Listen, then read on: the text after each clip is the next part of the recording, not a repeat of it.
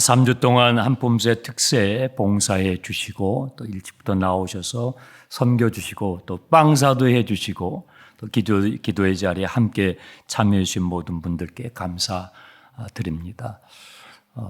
또 여러분에게 주님께서 주시는 기도의 응답이 있었을 줄 믿습니다. 어떤 분은 행정고시에 합격한 분도 있고 또 지원한 학교에 합격한 분들도 있고 또 가정의 문제, 개인의 문제들 그런 어려움 가운데서 또 위로를 얻고 힘을 얻고 회복되는 그런 모습들을 저희들이 보았습니다. 함께 기도하면서 그 시간들을 통과할 수 있게 해주신 우리 주님께 감사의 박수 드리겠습니다.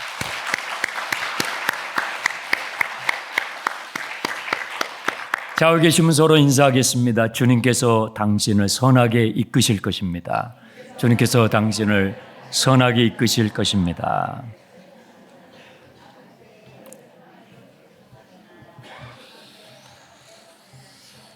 모세야, 너가 세상을 떠나기 전에 할 일이 있어. 발람과 손을 잡고 속임수를 써서 이스라엘 자손들을 음행에 빠뜨리고 우상을 숭배케 해서 무려 24,000명의 사람이 전염병으로 죽게 한 바로 그 미디안을 심판해라. 하나님께서 지금 말씀하셨어요. 모세는 이 말씀에 순종하기 위해서 각 지파에서 1,000명씩을 각출을 합니다. 차출을 해요.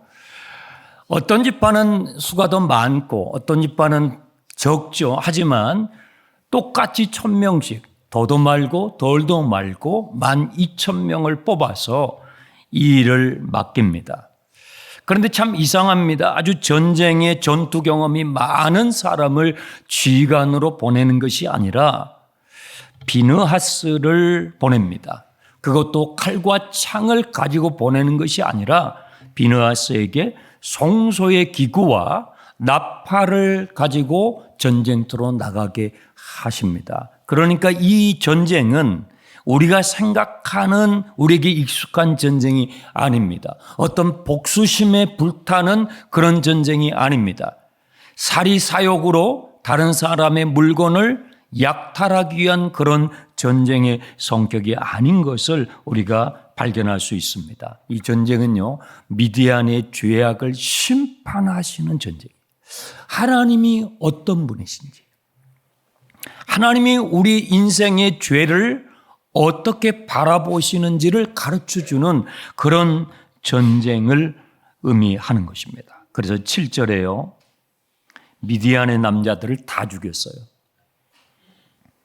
그리고 이 미디안은 5 왕들이 연합한 연합체였는데 그 왕들을 전부 처단했어요. 이 5명의 왕들 이름 가운데에는 에위, 레겜, 수르, 후르, 레바라고 되어 있는데 이 수르 왕이 바로 이스라엘을 음행에 빠뜨렸던 미디안 여인 고수비의 아버지예요.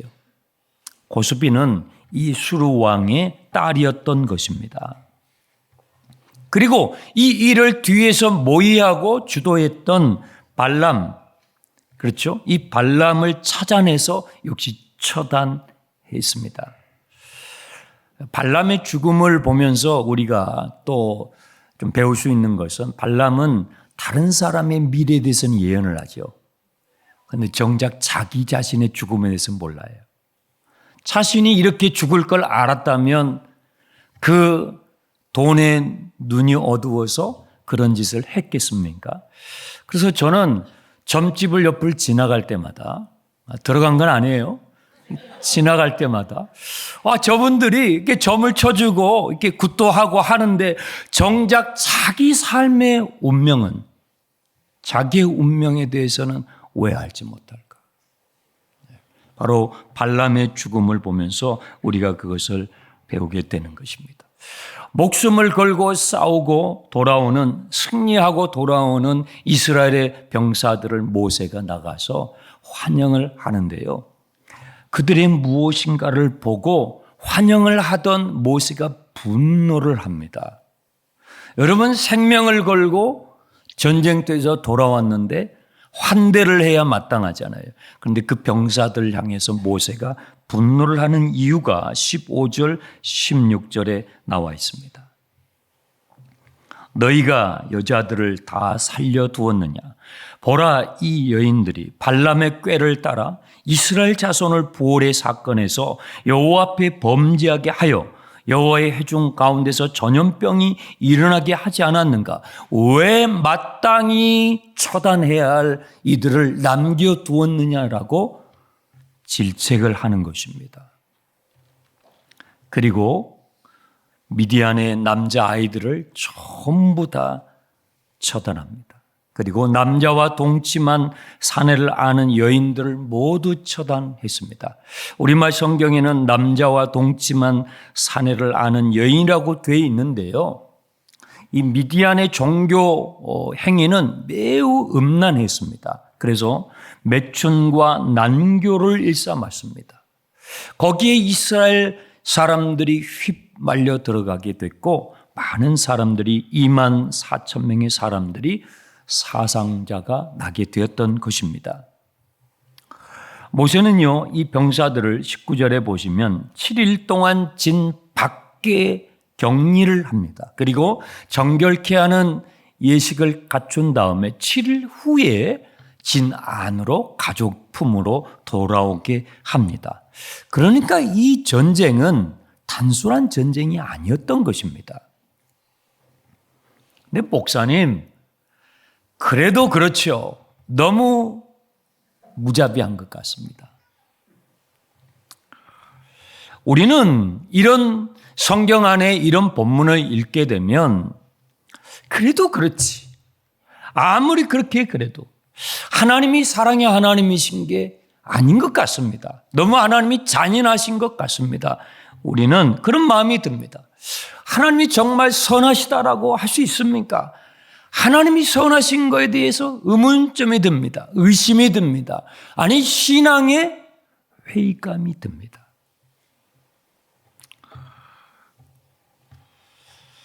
빌리 그레이엄 목사님이라고 여러분은 아실 거예요. 우리나라에 오셔서도 참 귀한 일들을 많이 하셨고 하셨던 최근에 몇 년 전에 돌아가셨습니다. 이 빌리 그레이엄 목사님과 함께 동역을 했던 동료 가운데 찰스 템플턴이라는 분이 계세요. 이분은 빌리 그레이엄과 함께 동역을 하다가 성경을 읽는데요. 오늘 본문과 같은 이 구절들을 읽으면서 시험이 들었어요. 그래서 하나님과 결별을 선언하고 불신자로 세상을 마감했어요. 정말 우리가 끝까지 하나님을 예배하고 하나님을 신앙하는 이것이 쉽지 않아요. 특별히 우리가 성경을 읽으면서 이런 본문을 대할 때 신앙에 대한 회의감마저 들 수가 있습니다. 현대의 대표적인 무신론자인 도킨슨이라는 사람이 있습니다. 영국 사람이죠. 이분도 최근에 세상을 떠났습니다. 이분은 성경이 이런 오늘과 같은 본문을 읽을 때에 이렇게 무자비한 하나님은 마치 히틀러 같다는 거예요. 그래서 자기는 하나님 믿기가 어렵다라는 거죠. 여러분은 어떻습니까? 여러분은 오늘 같은 말씀을 읽으실 때에 어떤 마음이 드십니까? 제가 성경 읽기를 강조하고요. 여러분들에게 성경을 차근차근 설교를 하는 이유가 여기에 있습니다. 하나님에 대한 인식이 균형 잡혀야 합니다. 하나님에 대한 인식이 왜곡되면요, 신앙이 왜곡돼요. 신앙이 왜곡돼요. 그래서 이단과 사이비에 빠지는, 심지어 신앙을 버리게 되는 이들이 너무 많습니다. 우리는요, 우리가 믿고 싶은 하나님만 믿고 싶어요. 우리는 우리가 원하는 하나님만 믿길 원해요. 우리는 복 주신 하나님 좋아해요. 그거 아멘 하시잖아요, 벌써. 근데 심판을 하신 하나님, 아멘 없잖아요. 네, 우리는 복 주신 하나님 원해요. 고쳐주신 하나님, 기도에 응답해 주신 하나님, 기적을 행해 주시는 하나님 너무 좋아요. 환영해요. 언제든지 웰컴이에요. 그런데 심판하시는 하나님은 불편스러워요. 왜 그렇죠? 심판하시는 하나님은 여러분과 저의 죄를 겨냥하시거든요. 우리의 죄성을 겨냥하시거든요. 그러니까 불편스러운 것이죠. 안 읽고 싶어요. 듣고 싶지 않아요. 그래서요, 성경을 차근차근 읽어 나가야 되는데요. 성경 처음에 뱀이 하와 여자를 유혹하는 장면이 나옵니다. 하나님께서 동산 중앙에 있는 선악을 알게 하는 나무의 열매를 먹지 말라고 하셨는데 이 뱀은요, 하와를 어떻게 유혹하냐면 그 먹지 말라고 하신 하나님의 본성에 대해서 의심하게 해요. 하나님의 본성, 하나님의 선한 본성을 노리는 것입니다. 의심하게 합니다. 하나님이 선하지 않는 것처럼, 하나님이 악한 존재인 것처럼 여러분 마귀가 우리의 신앙을 그렇게 무너뜨리는 것입니다. 하나님께서는 반드시 죽으리라. 이것을 먹게 되면 반드시 심판이 있을 것이라고 성경 처음부터 심판하시는 하나님을 말씀하셔요. 그런데요, 뱀은 뭐라고 합니까? 결코 죽지 않아. 심판이라는 건 없어. 심판하시는 하나님이 어떻게 그런 무자비한 하나님은 없어라고 속이는 것입니다. 속이는 것입니다. 우리의 마음을 잘 알지요, 뱀은. 여러분, 죄와 타협하는 하나님, 죄를 조장하는 하나님, 죄를 방관하시는 하나님이 선할까요? 이해가 안 되세요?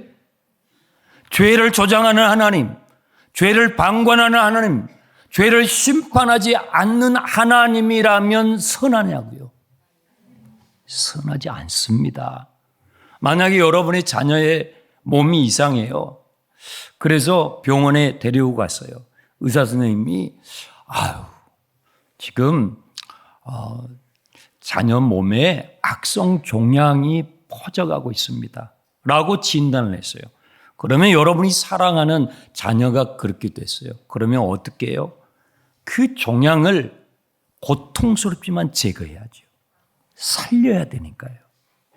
심판하시는 하나님이 그런 것입니다. 죄를 마땅히 심판하셔야 하는 것입니다.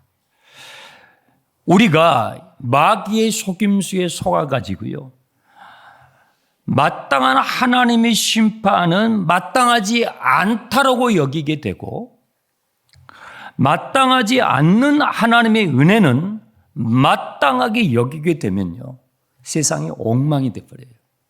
아수라판이 돼버려요.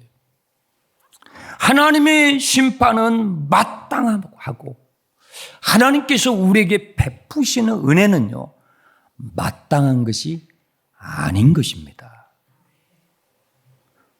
죄는요, 심판받아야죠. 마귀는 이것을 자꾸 뒤집습니다. 그래서 하나님에 대한 인식을 왜곡시킵니다. 우리의 신앙이 올바르게 세워지지 못하도록 하는 것입니다. 그런데 이것을 완전히 정상화시킨 사건이 바로 예수 그리스도의 십자가 사건인 것입니다. 하나님이 선하신가 하는 인간의 모든 질문에 관하여 우리가 세상을 살아가면서 하나님이 선하지 않은 것 같아요. 하나님이 계시면 악한 것 같아요. 어떻게 선하신 분이 이럴 수가 있지 하는 그 수많은 의문들에 관하여 한 방에 날려버린 사건이 바로 예수 그리스도의 십자가의 사건이에요. 죄에 대한 심판은 마땅한 것이구나. 그 심판받아 마땅한 나를 위해서 주님께서 내 대신 심판을 당하셨구나. 심판받아 마땅한 나에게 이렇게 마땅하지 않는 일이 일어났구나. 하나님의 사랑을 예수 그리스도의 십자가를 통해서 우리가 알게 되는 것입니다. 참으로 하나님은 선하시구나. 정말 선한 분은 하나님밖에 없구나 하는 것을 그리스도의 십자가를 통해서 우리가 생각하는 것보다 훨씬 더 크게 하나님은 선하신 것을 우리가 알게 됐죠. 이것을 알게 될 때 우리가 어떻게 되냐면요, 우리 손에 있는 복수의 칼을 내려놓을 수가 있는 것입니다.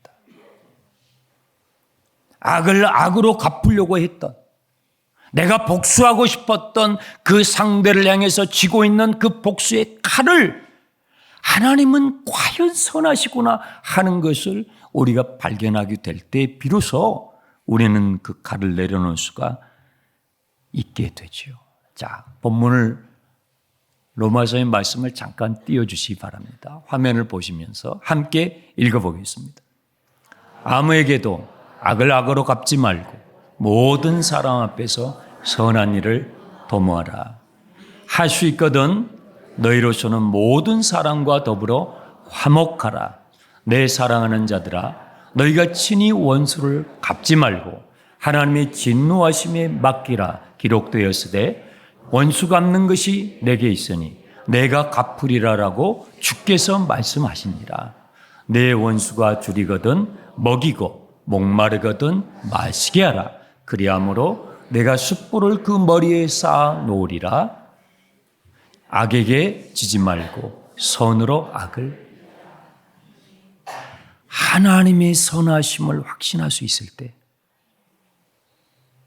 내가 생각하는 것보다도 어떤 환경 처지 가운데서도 하나님은 선하십니다라고 확신하게 될 때만이 우리는요, 악을 악으로 갚지 않고 우리 손에 복수의 칼을 내가 심판하려고 했던, 내가 보복하려고 했던, 여러분, 사람이 복수를 하면 제대로 됩니까? 사람이 심판을 하려고 하면 제대로 되던가요? 또 뒤바뀌고 또 뒤바뀌어서 도대체 누가 죄를 지은 건지, 도대체 누가 죄를 얼마나 지었는지 모르겠어요. 사람이 복수를 하려고 하면, 사람이 심판하려고 하면 제대로 되는 게 없어요. 하나님께 모든 심판을 맡기고 너에게 악을 행하는 자에게 선을 베풀어라. 악을 선으로 이겨라라고 주님은 우리에게 당부하시는 것입니다. 여러분, 어떤 처지에도 예수로 충만하시기 바랍니다. 예수로 충만하면요, 낙심하지 않아요. 예수로 충만하면요, 공허해지지 않아요. 예수로 충만하면 부족하지 않아요. 예수로 충만하면 견뎌낼 수 있어요. 여러분의 삶에 그런 은혜가 있기를 축원합니다.